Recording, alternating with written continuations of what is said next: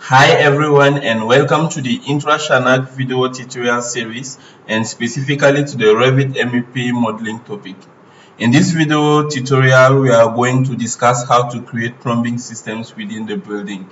It is basically grouping the different plumbing fixtures depending on the type of input or output that those fixtures support. As such, we may have cold water system, hot water systems, sanitary system that may even be divided depending on the plumbing design to soil sanitary system and waste sanitary system.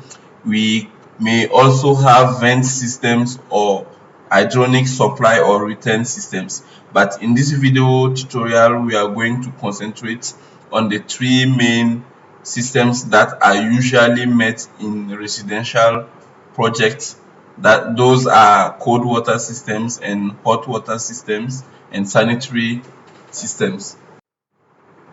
So with this project where the plumbing features have already been copy monitored from the Revit architectural model and are already properly laid out, and also have been modified to take account of pipe connectors, which are the intelligence within the Revit software to show what are the kind of input and outputs that every plumbing fixture can support. We can go on to actually create the systems. In a typical ChanArc workflow, we make sure that the grouping for the systems are made to take account of the floor level in which the plumbing fixtures are located, as well as the room in which they are. Depending on the specificities of a project, instead of the room, we may choose to do it per flat or per zones, but normally we do it per room. In this case, for instance, you can see that we have two washrooms, one numbered L21-018 and the other one L21-019. So we are going to create the three kind of system we talked about earlier for each of the washrooms. To do so, first you have to select one of the plumbing fixtures, and you will see that the tab on the top, a new tab on the interface is created, modify plumbing fixtures, where you can create systems. So let's click on piping. A dialog box opens up with two inputs.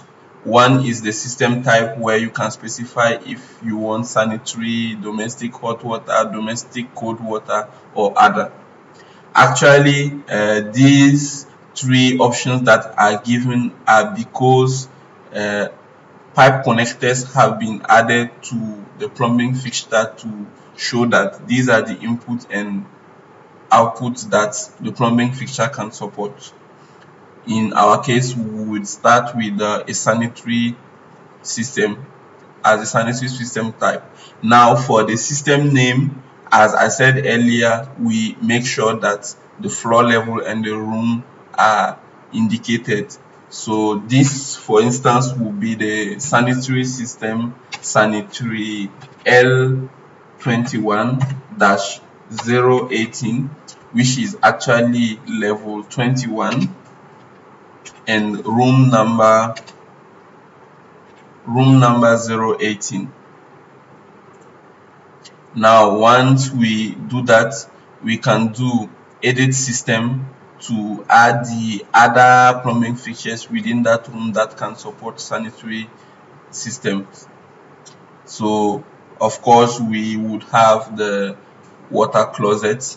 In this case, we can add the shower because the family has been created with a drainer included, so the discharge water is part of the same family as the shower.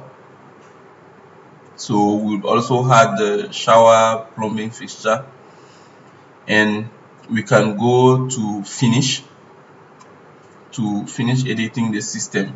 Now if we go to the system browser, the system browser can be added from the view tab, user interface, then you tick system browser if it is not ticked. In our case, it is already available and it is in the same space with the project browser.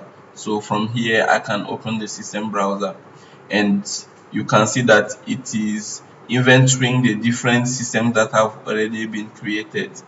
Right now we created L21-018. So here is L21-018. If we click the drop down, we can see that the three fixtures that we added are listed here: shower head, sink, bathroom, and WC. So this is how you create a plumbing fixture system. So now the other type of systems, it is the same process that you repeated but choosing another system type. And you should know that when you click on a plumbing fixture, this button would always appear if there are some connectors that are not connected. Once all the systems are put in there, this would no longer appear. So I can come back and click on piping to specify. You see that now if you go to the available options, there is no longer sanitary because that one has already been done. So we can choose between hot water and cold water. So this time we choose hot water, and like I said before, specify the level, then the room number, and click OK and edit system. In this case, the shower has a hot water input, but the washroom, the WC does not have. So let me just try to add it for you to see the intelligence within Revit. You see the warning, cannot add 540 times 360 to system. This is actually a type for the family WC this W system 7. Here it is 540 times 360 mm. So it is saying that this family that you created cannot actually be added to a system that is hot water because it does not have a hot water input. So beware of that. So let me finish editing with the two systems in place. So now if I go to the domestic hot water, then here is it, room number L21018 is here with the two families that we added. Here they are. When I select over there, Revit would highlight it for you to see.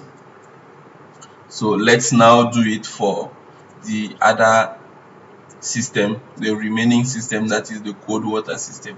The cold water, all the fixtures here are fed with cold water, so they will all be included in the cold water system. So I can also select any other system. I don't necessarily have to select the sink over there. So let me select the shower. And a tip to go faster, you can actually select all the fixtures that you want to add in a system, then click on piping, and of course specify the level and the room number. And when you click OK, all the fixtures are automatically added to that system. We can go to the cold water systems, to cold water system. Here they are all included in the system. So this is how you create systems in a typical ChanArc workflow for plumbing. In this video tutorial, we discussed how to create plumbing systems within Revit for a typical ChanArc workflow. A number of points to remember are: first, that within a typical ChanArc workflow, you have to make sure that the systems that you create are per floor level and also give some kind of indication of the location of those fixtures within Revit, be it room number or floor number or zones, depending on the specificities of the project.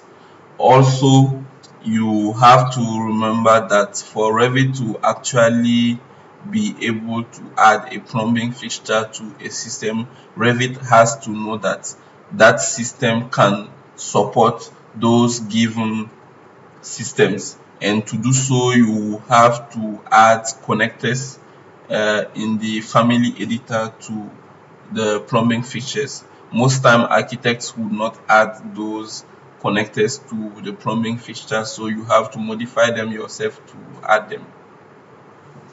Okay, thank you for watching this video tutorial, and see you again for more in-depth knowledge on Revit MEP systems.